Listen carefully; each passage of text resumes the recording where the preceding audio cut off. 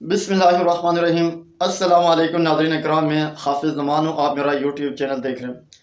उम्मीद करता हूँ तमाम हजरात बखैर व आफियत होंगे और जहाँ भी होंगे अपने अहलिहाना के साथ खुश और महफूज भी होंगी। नाज़रीन इकराम, आज जिस मौजू के ऊपर हमने बात करनी है वो इंतहाई अहम और ज़रूरी है, सिला रहमी का हुक्म। इस मुतल्लिक़ आप सल्लल्लाहु अलैहि वसल्लम ने क्या फरमाया और वो हम कौन सा काम करते हैं जिस वजह से हमारी दुआएं कबूल नहीं होती, हमारी इबादत कबूल नहीं होती, इसके ऊपर भी मैं आगे जाके बात करता हूँ।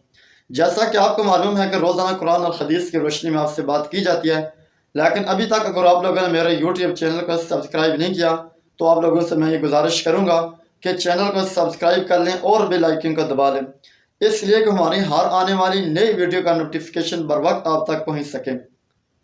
नाज़रीन किराम, आगे बढ़ते हैं और अपनी बात का आगाज़ करते हैं।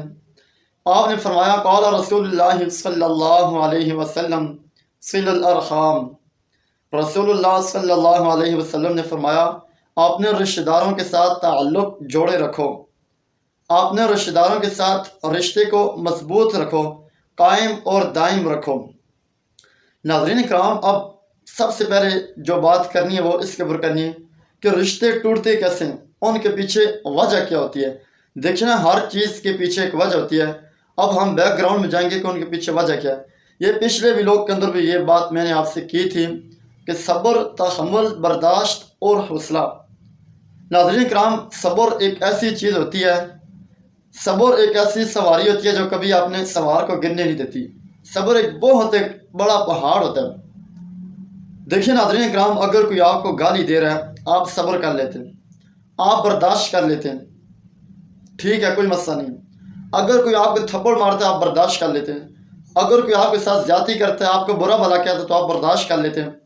जब नाज़रीन इकराम आपके अंदर बर्दाश्त करने की आदत पड़ जाएगी, तहम्मुल की आदत आपके अंदर पड़ जाएगी, तो फिर जो आगे वाला बंदा आएगा वो भी सोचेगा कि इसको मैं गाली देता हूँ ये बर्दाश्त करता है, थप्पड़ मारता हूँ बर्दाश्त करता है, इसको तंग करता हूँ, ज्यादती करता हूँ बर्दाश्त करता है, आखिर इसमें ये क्या चीज़ है। तो नाज़रीन किराम देखिए ना, इस वजह से वो लोग आपसे जुड़ेंगे, आपसे मोहब्बत करेंगे, वो आपके साथ उल्फत करेंगे। क्यों? वो आपकी तरफ आने की कोशिश करेंगे कि ये ऐसा कौन सी मिट्टी का बना हुआ इंसान है कि जिससे जो मर्जी बोलो वो आगे से कोई जवाब नहीं देता, बर्दाश्त करता अल्लाह की रज़ा के लिए। ये रिश्ते जोड़ने की मेन वजह होती है। नाज़रीन किराम, इससे रिश्ते जुड़ते हैं, आपस में मजबूत होते हैं। और रिश्ते टूटने की क्या वजह से है, रिश्ते किस वजह से टूटते हैं। देखें, अगर कोई आपको गाली देता है आगे से आप भी गाली देते हैं, अगर कोई आपको थप्पड़ मारता है तो आप भी थप्पड़ का जवाब थप्पड़ से देते हैं। तो नाज़रीन इकराम, इस वजह से माशरे के अंदर इख्तलाफ बढ़ते हैं, माशरे में दूरियां पैदा होती हैं, इस वजह से रिश्ते टूटते हैं। देखिए ना, ये रिश्ते टूटने की वजह होती है। अगर आप सब्र कर लेंगे, बर्दाश्त कर लेंगे तो इससे रिश्ते जुड़ जाएंगे। तो ये थी जी नाज़रीन किराम जिसके ऊपर हमने बात करनी थी। अब आगे आ जाते हैं कता तलकी के ऊपर। देखिए नाज़रीन किराम, जो मुसलमान किसी मुसलमान भाई से आपने ज़ाती मफादात की वजह से 3 दिन से ज़्यादा नाराज़ हो, कता तलकी करे, रिश्ता को तोड़े, तो उसके 3 दिन से ज़्यादा उसकी कोई इबादत कबूल नहीं होती, कोई नमाज रोज़ा कोई दुआ कबूल नहीं होती नाज़रीन किराम।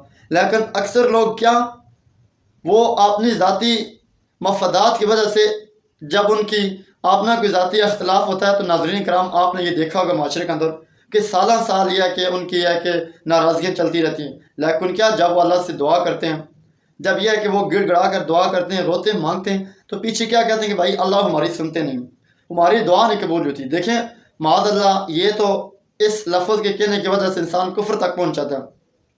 क्यों कि अल्लाह रब्बुल इज़्ज़त खुद कुरान मजीद फुरकान हमीद के अंदर इरशाद फरमाते हैं, इन्नहु समीउन बसीर, कि वो सुनने वाली ज़ात है।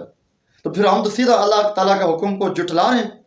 तो देखिए ना, इसके पीछे एक वजह होती है बुनियादी, कि मैंने आपको ये बता दिया कि 3 दिन से ज़्यादा कोई मुसलमान किसी से नाराज़ है और उसकी कोई नमाज रोज़ा कोई दिगर इबादत कबूल नहीं होती। देखिए ना, नाराज़गी की भी एक वजह होती है।